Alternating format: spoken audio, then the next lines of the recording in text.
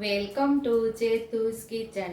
આજે આપણે બનાવીશું દૂધીના અને બપોરના બચેલા ભાતના ઢોકળા બનાવવાના છીએ. તો અહીંયા આપણે 1 વાટકી જેટલો બપોરનો ભાત વધ્યો છે અને અહીંયા આપણે 1 વાટકી જેટલો ઘઉંનો ઝીણો લોટ લીધો છે. અહીંયા 2 ચમચી તલ લીધા છે, 1 ચમચી વરિયાળી લીધી છે, અહીંયા 2 ચમચી જેટલી ખાંડ લીધી છે, અડધું લીંબુ લીધું છે, આદુ મરચાંની પેસ્ટ લીધી છે, 3 મરચાં અને 1 ઇંચ આદુનો ટુકડો લીધો છે. અહીંયા આપણે લીલું લસણ સુધારી લીધું છે.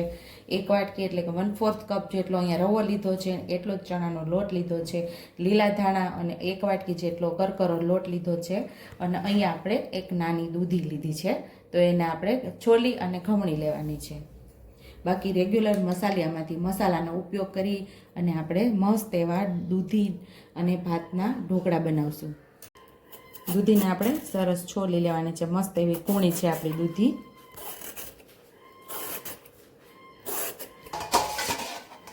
દૂધીને આપણે ખમણી લેશું.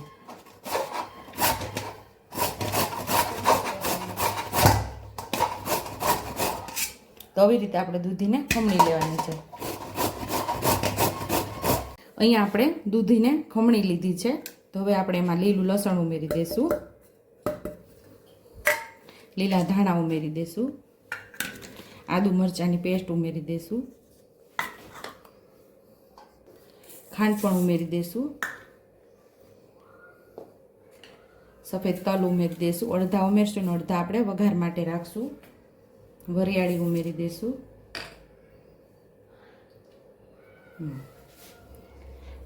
અહીંયા આપણે રવો ઉમેરી દઈશું. ઘઉંનો ઝીણો લોટ 1 વાટકી લીધો તો એ પણ ઉમેરી દઈશું. 1 વાટકી આપણે જાડો લોટ લીધો તો એ પણ ઉમેરી દઈશું. અહીં આપણે જે બપોરના બચેલા ભાત લીધા એ પણ ઉમેરી દઈશું. ખાટું પણ નહીં, મોડું પણ નહીં એવું 2 ચમચી જેટલું આપણે અહીંયા દહીં ઉમેરશું.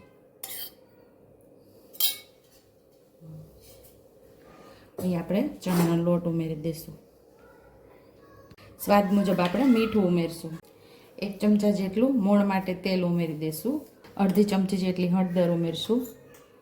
1 ચમચી જેટલું ધાણા જીરું પાવડર, 1 ચમચી જેટલું લાલ મરચું પાવડર. આ બધું સરસ આપણે પહેલાં મિક્સ કરી દઈશું.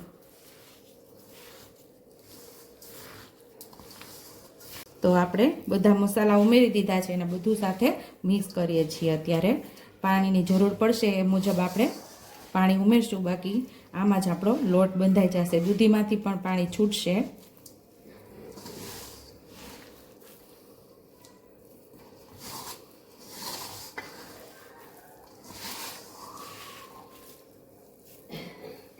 અહીંયા આપણે મીઠા સોડા ઉમેરી દઈશું. 5 ચમચી જેટલા મીઠા સોડા લીધા છે. તો અહીંયા આપણે 5 ચમચી જેટલા મીઠા સોડા ઉમેર્યા છે અને ઉપરથી આપણે લીંબુ ઉમેરીએ છીએ, અડધું લીંબુ, એટલે આપણા સોડા એક્ટિવેટ સરસ થઈ જાય.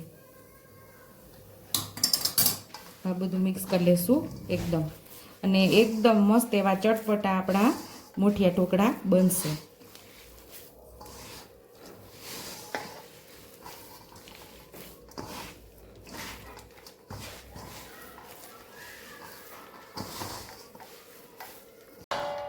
ઢોકળિયામાં પાણી ઉમેરી અને અહીંયા આપણે ડીશ રાખી દીધી છે. એમાં સરસ તેલ લગાવી દીધું છે. આપણે તેલવાળા હાથ કરી લીધા છે અને હવે આપણે મુઠિયા વાળી લેશું. મસ્ત એવો લોટ આપણો બંધાઈ ગયો છે.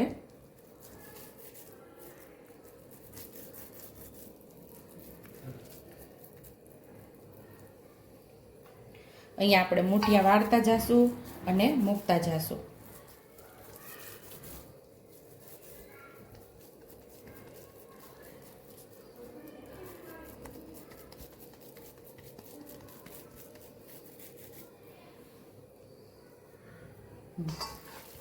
બધા મુઠિયા વાળીને ઢોકળિયાની અંદર આપણે રાખી દીધા છે અને 20 મિનિટ સુધી આપણે આને સ્ટીમ થવા દેશું. આપણી 20 મિનિટથી આપણા ઢોકળા પાકે છે. હવે આપણે ખોલીને જોઈ લેશું.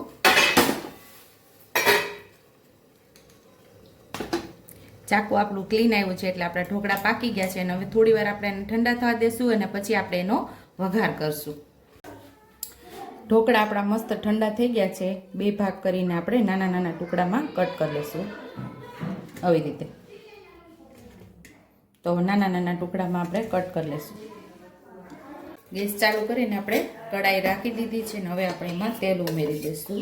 3 નાના ચમચા જેટલું આપણે તેલ ઉમેરશું.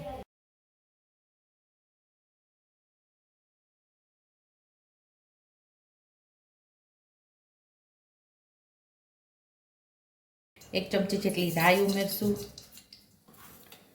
1 ચમચી જેટલું આપણે જીરું ઉમેરશું. સફેદ તલ ઉમેરી દઈશું 1 ચમચી જેટલા આપણે.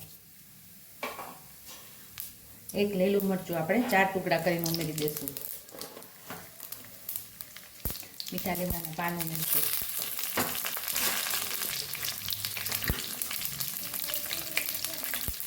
અને થોડી હિંગ ઉમેરશું.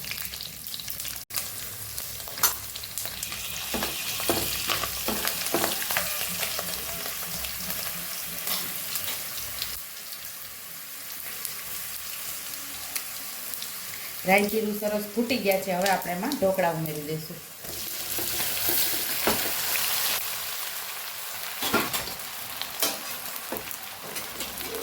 સરસ આપણે મિક્સ કરી દઈશું.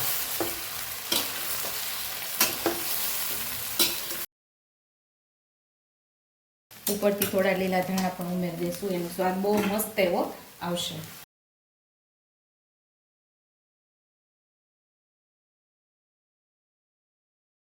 સરસ આપણે મિક્સ કરી લઈશું.